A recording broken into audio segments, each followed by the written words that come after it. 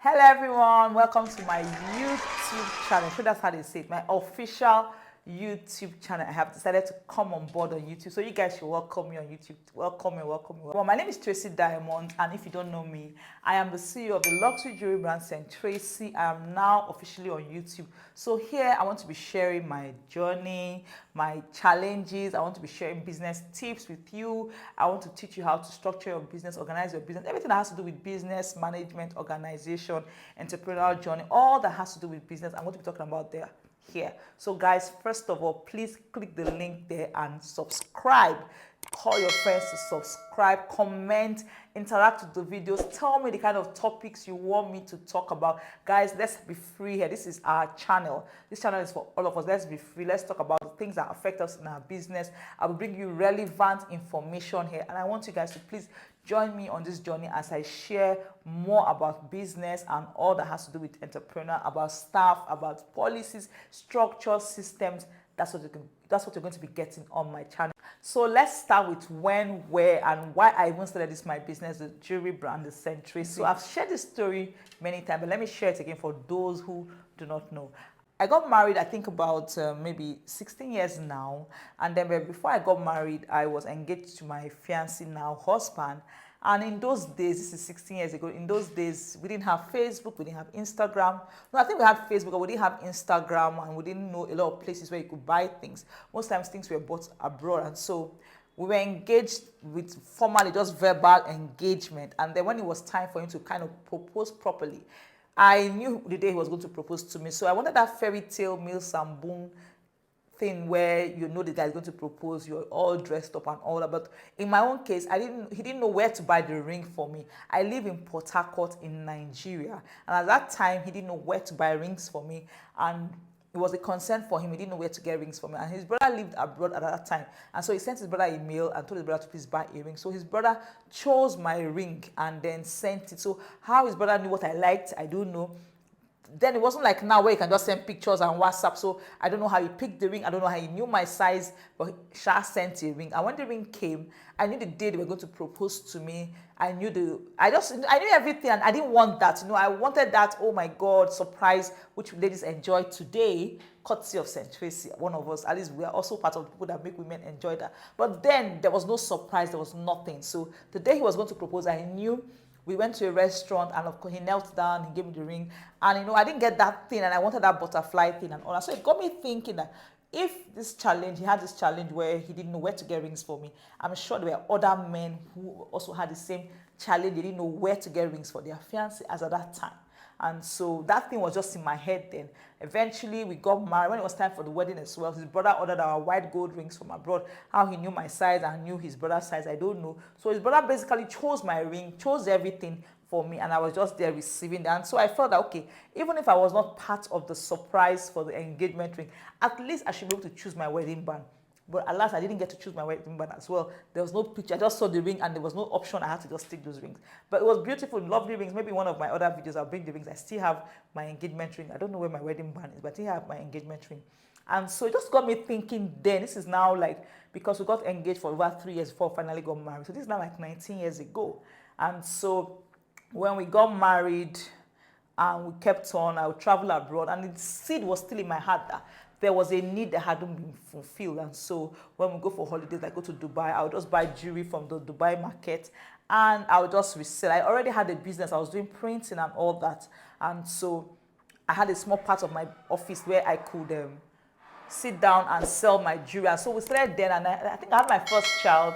I had to stay in the UK for a very long time, and I was bored. I was watching TV, and there's this show they had that was like First Day. And so I felt like, okay, what will I call this business? I decided to call it Our First Day, like our first day we meet, our first day we start our life together as a couple. And so I started with doing wedding cards, programs, event planning. I did a course on event planning, and then of course I was also selling wedding rings. I came back to Nigeria, and I continued to sell. Whenever I just travel for holiday, I would just buy some up. It wasn't a serious business, it was a side hustle. So that was how we said this Our First Day brand. So when I saw that people were coming and they'll buy their wedding cards, they'll buy engagement rings, but we didn't have a lot. And still there are no places where you could buy in Nigeria. Then we still called Our First Day.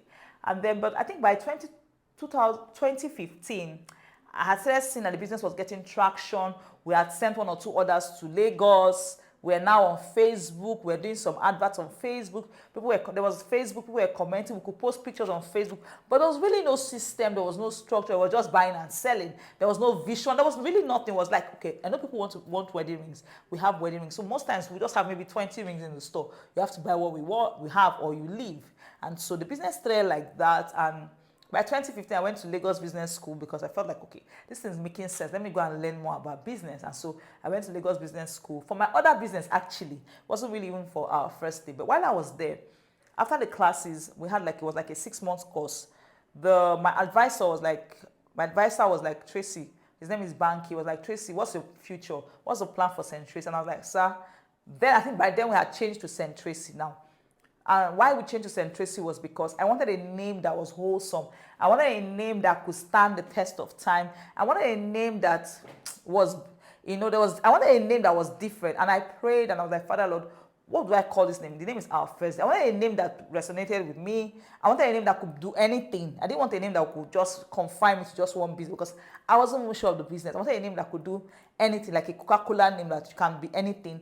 I wanted a name that didn't mean that if it was not this, I couldn't do any other thing. With Our First Day, it was kind of limiting, and I didn't want that. So I kept praying and praying, and because I'm born again, I'm a Christian and all that. So everything about me is Jesus, God, just so that we know as well. Welcome to my channel.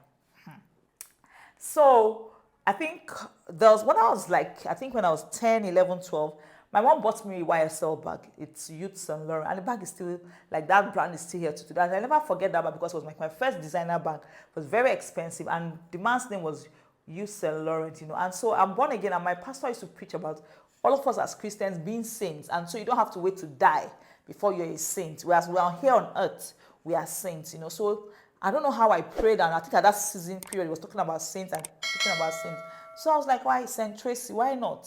I'm alive. I don't have to die before they call me a saint. I'm alive. We're saints. As Christians, we are saints on earth here.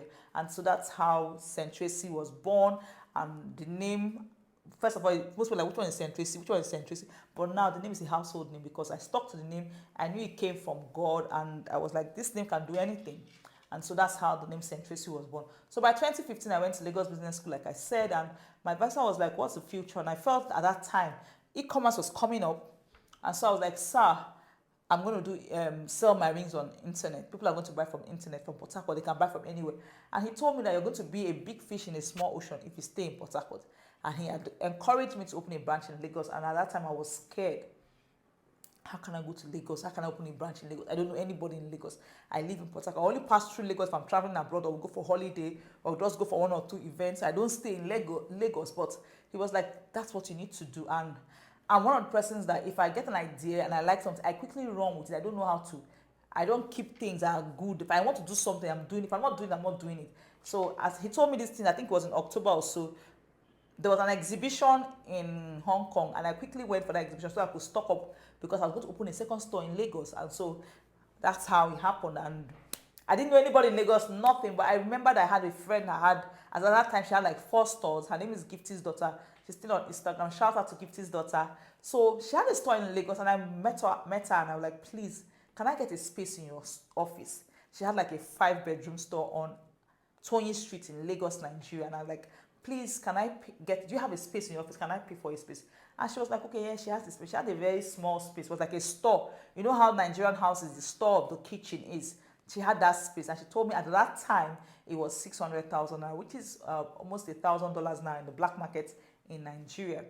And I couldn't even pay for that shop. I paid twice.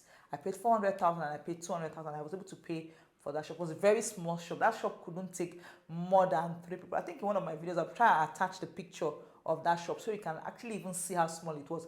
And so we got that space. Well, now, so how do we staff the shop? What do we do? How do you manage? Well, that was a long story. I was able to get staff to someone from Port Harcourt, but she advised me again that I should get someone I knew in Port Harcourt and take the person to Lagos, because rather I'm going to hire someone in Lagos who I didn't know, and it was going to be difficult for me because I didn't live in Lagos. I took her advice. I had a staff who had worked with me for some years, and then she had gone back to do her HND in the Polytechnic.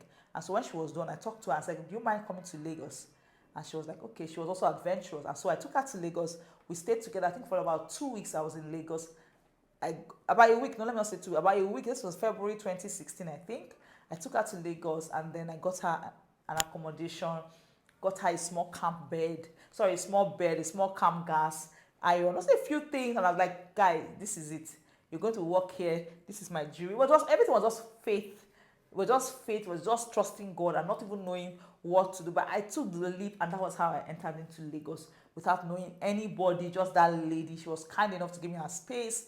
And because she had like the major shop, so when you come to our shop, you pass through our shop, then you walk in and you get to my own shop inside. We didn't have a signage for like 1 year while we were there, but there was now Facebook.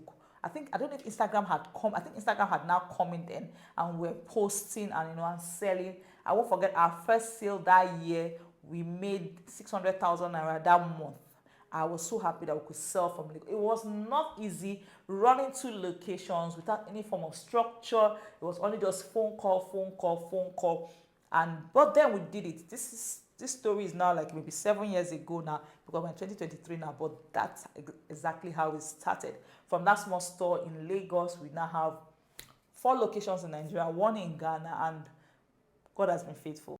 So guys, I don't want to bore you, but in the next video, I'm going to just give you more information and my struggles and failures. I need to share that with you so you guys understand where I'm coming from and why I talk the way I talk. Second, I'll be talking about how the business now started growing and when we started seeing traction in the business. I'll be sharing with you how my business structure, successes, and all other things as well. But I hope you learned something from this video. If you did, please leave me a comment there. Subscribe if you haven't subscribed. Ask your friends to come and join. Ask me any questions you have. I'll try and answer them. Thank you guys for tuning into my YouTube channel. Thank you. Have a fantastic day. Bye.